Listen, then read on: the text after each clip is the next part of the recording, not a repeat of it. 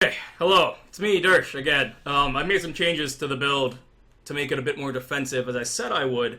And this is what this is about. I realized that during the entire 20-minute recording of the explanation in Atziri again, I had my microphone on mute. So I'm going to take that as a sign to edit the video this time, lower the length, try to get it to about 5 minutes to get you what you need without all the filler garbage. So we're going to jump right into that, and I'm just going to voice over as we go along. Off the bat, you can see that we've actually gained just over 600 life, from 3833 to 4470. And that adds quite a lot of survivability, and has put us in a place that I think is actually pretty ideal. When you upgrade to Atziri's step, you'll go even higher to 4550, and there is room for a few more health nodes that are just one node away, so I might work on it a bit more to try and get to about 5000. I have not gained any levels since the last video, so we are the exact same in that sense.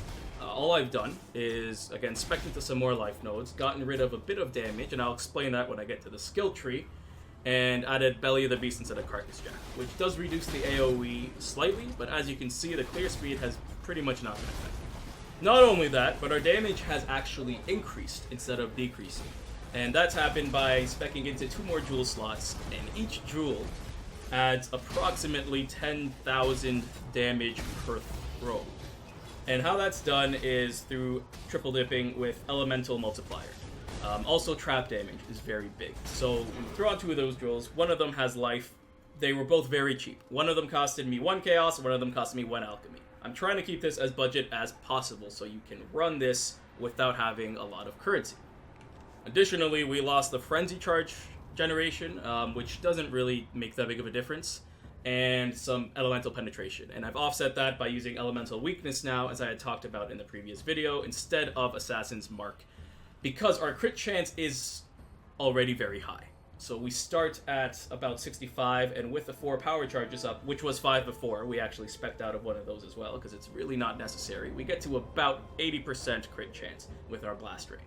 We also have 4 life nodes on the skill tree right now that are 1 point away each. So by level 90, I'm 86 right now, I'll have over 5,000 life. You could spec into that earlier in hardcore. As well, since we now have 3 jewel sockets, you could just throw in Chill of Corruption into one, lose a bit of damage, and have Vaal Grace up almost perpetually, which will increase your survivability even more. Because with Atziri's step, you get about 76% spell dodge and 72% dodge on top of your 22% evade chance. This entire run has actually gone a lot better than the first run, for 2 reasons. 1, I remembered how to play the game. I remembered I had Vaal Grace, I remembered I had Blink Arrow, and I remembered my flasks. But 2, the extra health has helped us a lot. We don't get chunked for as much as our health, giving us more time to react to the situation. You'll see the lightning from the Vaal Oversoul does not take away half of my health anymore. And they died relatively easily. The trio went just as well. It took a bit longer to do the whole trio fight because one guy kind of just got stuck in the corner for a while and didn't follow me, and I was a bit afraid to go chasing him. But once I did, it went fine. Because again, we didn't lose as much health as we did before. For these fights, we also did not use Conk Effect. Just like before, I wanted to make sure this was as close to the previous run as possible. The only real difference is Elemental Weaknesses being used instead of Assassin's Mark.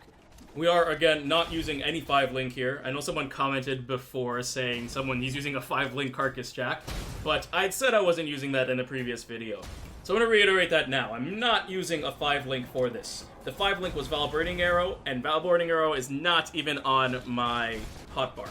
It's literally only Blast Ray.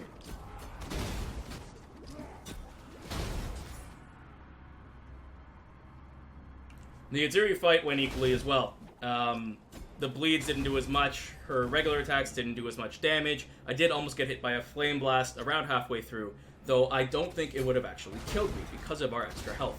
You'll notice I don't have elemental weakness here. I did take the gem out for this fight because I do have a tendency to curse her because I'm just so used to it. And then Vaal Flame Blast, sorry, not Vaal Flame Blast, regular Flame Blast would have certainly killed me. But you'll see, it really is just as easy as it was before. I do a tiny bit less damage to her because I'm not casting the crit curse on her as I was last video, because really you don't want to be casting any curses on Atziri anyways, unless you're immune to curses. I don't even know. I think there's nothing that can do that. I don't know. But if you are immune to curses, good on you. Curse all you want. So my next steps are I'm going to see how far I can take this build on the 4-link.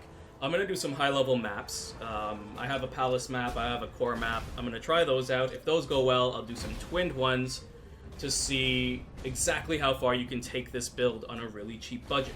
I'm going to put together a video in the next few days with those, and I'll update you then.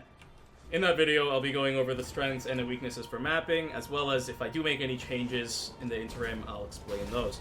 If you have any questions, please feel free to either comment on the video or on the Reddit post, and I'll respond as soon as I can. If you've enjoyed the videos and the builds, please like and subscribe, as I will be posting more videos about this build and any other builds I do in the future rather regularly. And with that, I leave you to finish watching me fuck this bitch up. Thank you for your time and your attention, and have a fantastic afternoon. Wherever your time zone is, have a fantastic that time.